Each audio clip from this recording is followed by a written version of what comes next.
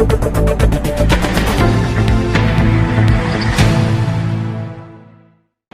मैं हूं आपके साथ अनुष्का राय और आप देख रहे हैं तक्षशित न्यूज।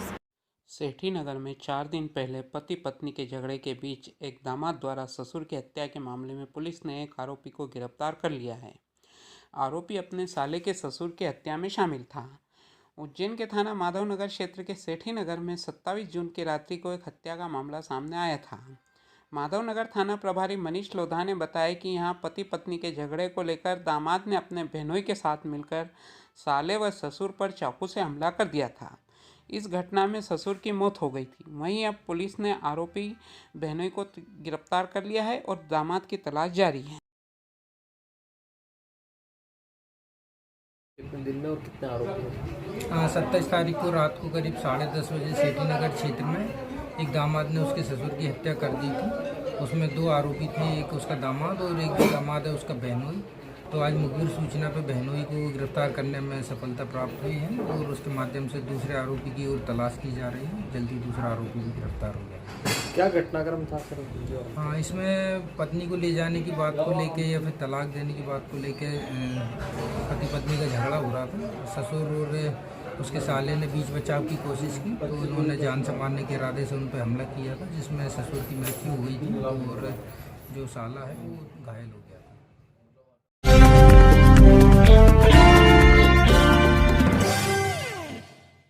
उज्जैन के कंठाल क्षेत्र में एक मकान में आग लग गई। आग मकान की तीसरी मंजिल से लगी। दरअसल यहां रहने वाले प्रदीप गादिया के मकान की तीसरी मंजिल में शॉर्ट सर्किट की वजह से आग लग गई। तत्काल दमकल और पुलिस विभाग को सूचना दी गई। थाना सेंट्रल कोतवाली प्रभारी सहित अन्य पुलिस बल मौके पर पहुंचा। वहीं दमकल की 2 गाड़ियों ने कड़ी मशक्कत के बाद आग पर काबू पाया। दमकल समय पर पहुंच गई थी, इस वजह से कोई बड़ा हादसा नहीं हुआ है। यहाँ बता दें कि जिस मकान में आग लगी थी वह लकड़ी का बना हुआ है और उसके नीचे हैंडलूम की दुकान है। तीसरी मंजिल पर एक कमरे में रखा सामान आग की वजह से जल गया। आग से कितना नुकसान हुआ है अभी इसका पता नहीं चल पाया है। आगजनी की घटना की जानकारी लगते ही बड़ी संख्या में क्षेत्रवासी एकत्रित हो गए थे, जिससे यातायात भी प्रभावित हुआ। हालांकि पुलिस ने मोर्चा संभाल लिया था।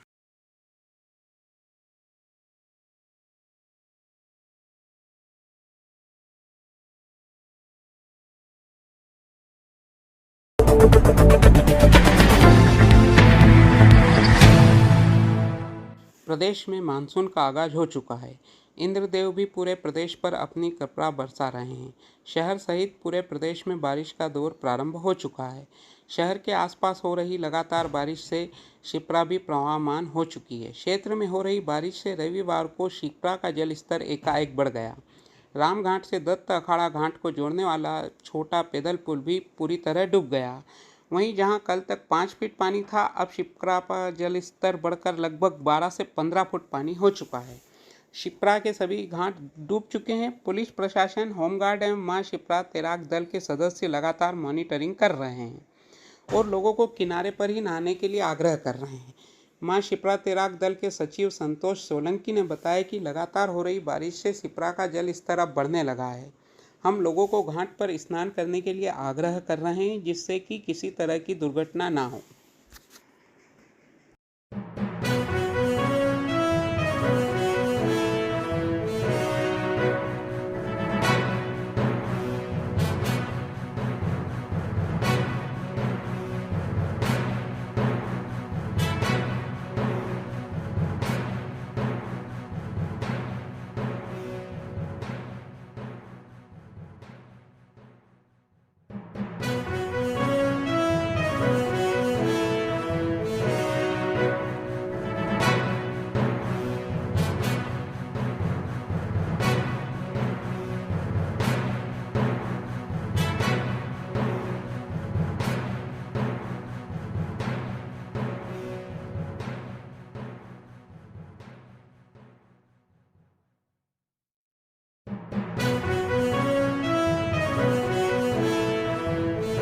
दिन है, किस तरह परिवर्तन शिप्रा नदी में आज आया है? शिप्रा नदी में भी जल चलायमान, जैसे मैंने आपको बताया थोड़े दिन पहले कि जल चलायमान हो गया, उसी को लेकर अब आजकल जो शहरों में वर्षा हो रही है इंदौर आसपास, उसी को लेकर यहाँ पर जल स्तर बढ़ते जा रहा है। आप मेरे पीछे एक ब्रिज देख रहे हो, आज ब्रिज डूब चुका है। धीरे धीरे ये पानी और बढ़ता रहेगा और इसी तरीके से पानी बढ़ रहा है। आप लोग किस तरह की सेवाएं दे रहे हैं? माँ शिप्रा तैराक दल जो यहाँ पर निरंतर जिस तरीके से सेवाएं देता है, हम लोग उस तरीके से सेवाएं दे रहे हैं। अभी प्रशासन बहुत अच्छा मुस्तैद है और उस तरीके से सारी सेवाएं यहाँ पर लगातार चल रही हैं। इस तरह की पूरी व्यवस्था आप लोगों ने की है? अभी इस तरह की व्यवस्था हो रही है कि किसी प्रकार की कोई दुर्घटना ना हो। पानी जैसे चलाईमान हो गया है, जिस तरीके से पानी बह रहा है, किसी प्रकार की कोई दुर्घटना ना हो, उन्हीं को लेकर हम लोग प्रशासन द्वारा साथ में रहकर उनको बच्चों जो भी लोग स्नान कर रहे हैं उनको बाहर निकाल कर तुरंत व्यवस्थित तरीके से गतिविधि। गहराई की बात करें, कितनी गहराई यहाँ शिप्रा की बढ़ गई? जो पहले 5 फीट पानी था वो यहाँ पर आज 10 फीट पानी हो चुका है और 10 क्या 11-12 फीट पानी हो चुका है, क्योंकि अब पानी बढ़ेगा उतरेगा यही लेवल चल रहा है।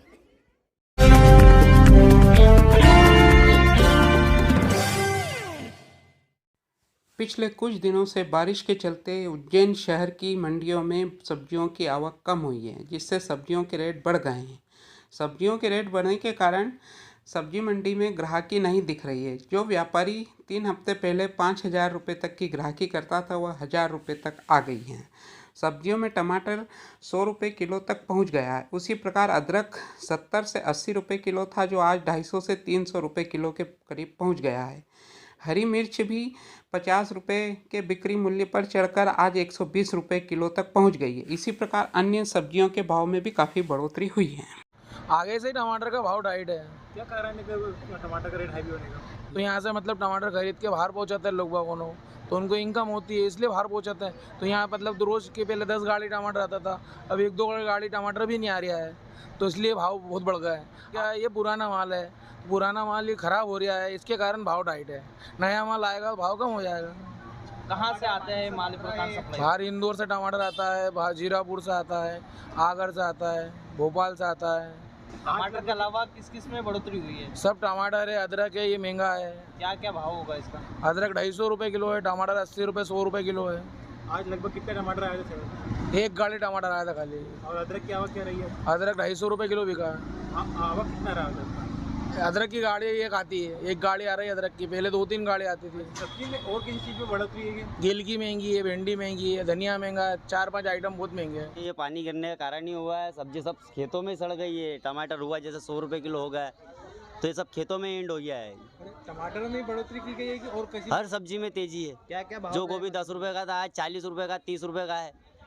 जो धनिया 10 रुपये किलो था आज 100 रुपये किलो, 125 रुपये किलो हो गया है। जो अदरक 100 रुपये किलो, 80 रुपये किलो बिक रहा था आज 300 रुपये, 350 रुपये किलो हो गया है। अच्छा, आपको क्या लगता है मंडी में जो बढ़ावट हुई है अभी और लगातार बढ़ेगी कि अभी कम हो सकती है?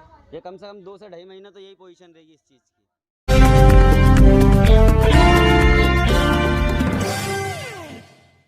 गुरु पूर्णिमा के पावन अवसर पर उज्जैन नगर पालिका निगम द्वारा श्रद्धालुओं की सुविधा के लिए नानाखेड़ा एवं देवास गेट बस स्टैंड से उज्जैन शहर के प्रमुख धार्मिक स्थलों के दर्शन के लिए महाकाल लोक एक्सप्रेस बसों का संचालन प्रारंभ किया जा रहा है, जिसका शुभारंभ गुरु पूर्णिमा पर किया जाएगा।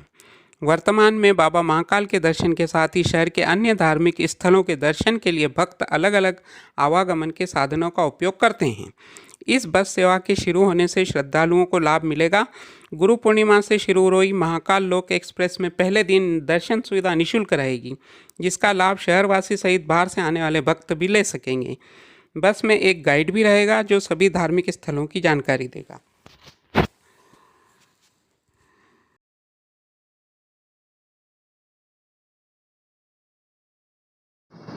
जय श्री महाकाल।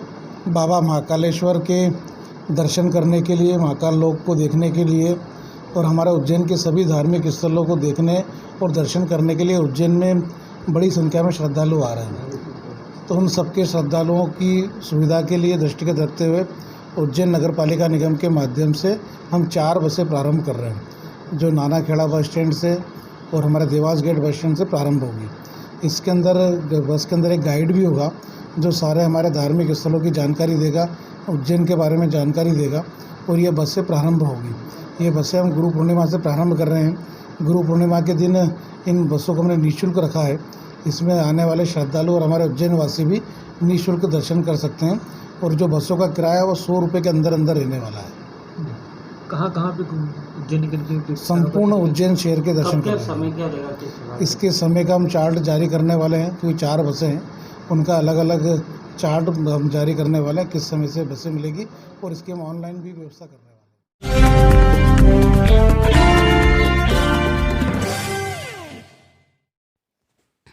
कोतवाली थाना क्षेत्र के कुशलपुरा में बीती रात नशे में धुत युवक ने जमकर उत्पात मचाया और सड़क के किनारे पड़े पत्थरों से उसने वहां रहने वाले महेंद्र गपारिया के ऑटो के कांच फोड़ दिए।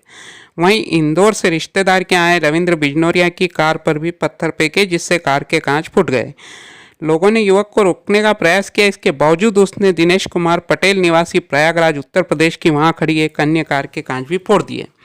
दिनेश शनिवार को बाबा महाकाल के दर्शन के लिए परिवार के साथ आए थे और क्षेत्र में ही बनी एक होटल में ठहरे हुए थे।